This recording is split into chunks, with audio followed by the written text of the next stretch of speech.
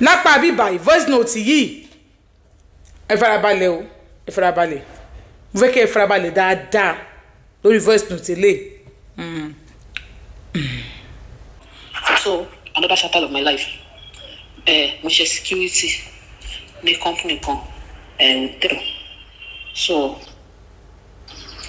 there is one of my friend ìgbẹ́lẹ̀ ìjọ máa ń rìn lọ́dún mo like àti máa dress bí ọkùnrin àti kékeré mi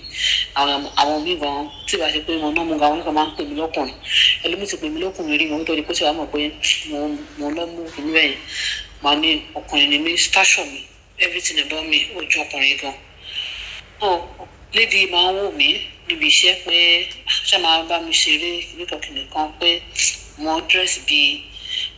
bí tomboy mi tomboy kìnìkan máa ń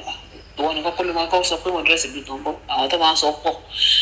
èmi náà dẹ̀ ti gba kámú mo ti sọ pé mi ṣe obìnrin ni mí èmi náà dẹ̀ ti gba kámú tomboy tó máa pè mí kò sí wẹ́ẹ̀sì obìnrin kankan tó wù mí wẹ́ẹ̀sì àwọn ọkùnrin ló máa wù mí láyé mi wọ́n tún lè rí pé lesbian ni lady yìí wọ́n pè lady yìí. Ìpínlẹ̀ ìjọba náà yẹn ọjọ́ kan ní lady ìjọba ń sọ fún mi ní ẹgbẹ́ àwọn ìgbà pé kí n pẹ̀lú ìjọba dé ọ̀dọ́ láti kékeré mi máa láìkí ṣèpò obìnrin gan kó lè dúró kó set kó ní ṣèpò dáadáa. This lesbian story tẹ́ sọ ní TikTok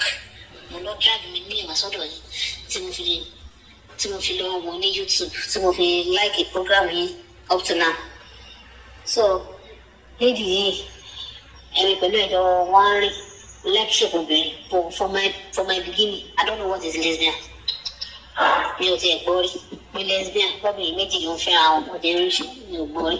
mo ti bá wọ́n tó bá wà tó máa admire pretty obìnrin mi kàn máa sọ́kàn yẹn pé àtúwáyé pé mo jọ́kùnrin ní báyìí màá fẹ́ bọ̀bọ̀ yìí màá fẹ́ lédi yìí jàre táyà pé mo jọ́kùnrin màá fẹ́ lédi yìí but that thing have never come to my mind pé obìnrin àti obìnrin kọjọ fẹ́ra wọn but ìgbà tí mo wá pàdé lédi yìí bó ṣe wá ń ṣe bó ṣe máa ń bá mi sọ̀rọ̀ ọmọ tó wá sọ̀rọ̀ nípa lesbian bóyá kó sọ pé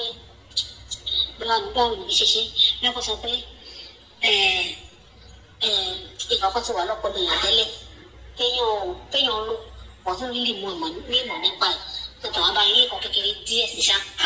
tó fi wá bú sí bẹ́ẹ̀ ni kì í ṣe sọ tó ikọ̀ tí lédi yìí sọ ó boost belief tó wà lórí ìdíkọ́ tó wá pọ̀ mọ́ ọjọ́kùnrin bá máa fẹ́ àwọn èèyàn bá máa fẹ́ àwọn obìnrin most obìnrin tó bá àgbáyé àkíní bẹ́ẹ̀ lédi yìí bàbá mi sọ̀rọ̀ lọ́jọ́ yẹn fáwọn fún adọ́ṣẹ́ bìkan ni àjẹ́gbé bìkan bọ̀dọ̀ a ní rúùmù kan ní ọ̀dọ̀ ní ibiṣẹ́ wa ìpínlẹ̀ àwọn obìnrin máa ń lò sí dáadáa so lédi yìí ṣe pé ọjọ́ kan ọ̀rẹ́ làwọn méjèèjì ṣàmúbánumà so táwọn bá mi sọ̀rọ̀ ti níbẹ̀ lesbian níbọ̀ ó ní ọdún tó máa kọ́ tó ju ọjọ́ ìjọ jẹ́ ìgbà yẹn pé lédi yẹn mú àyè ó ti travel out òun ṣe máa sẹ́yìn kan sóhun nìkan so ọjọ́ tí lédi ìjọba wà ní yàrá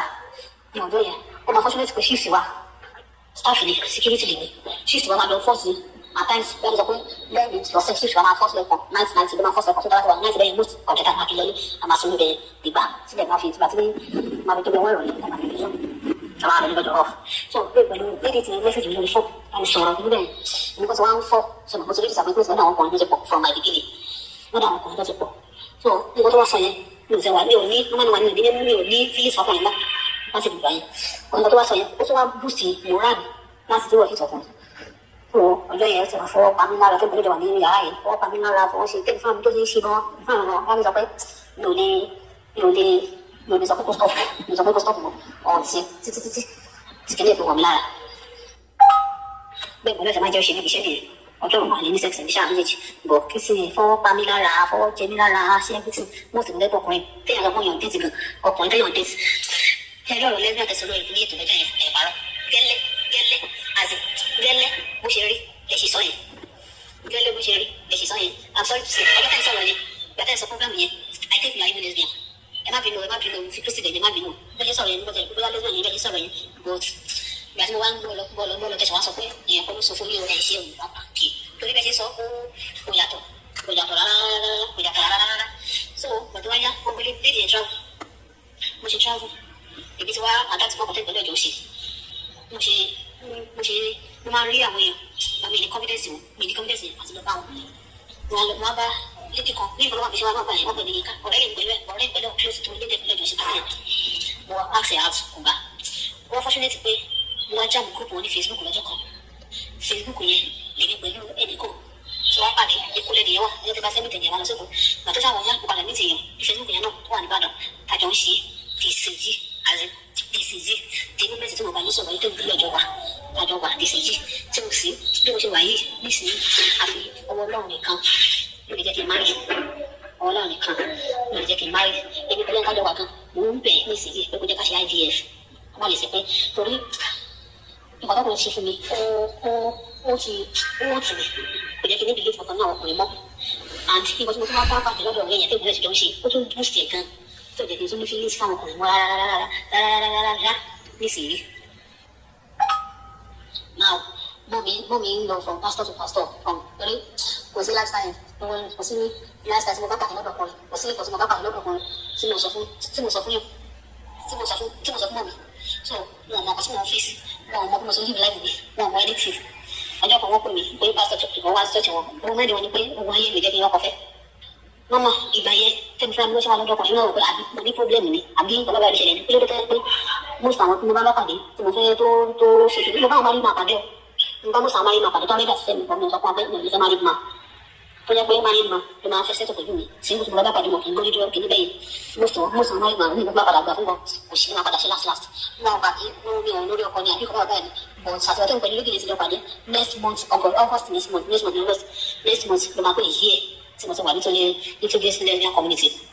next year mi ò dẹ̀ ní máa yàrá láti máa rí ọkùnrin kankan because I can say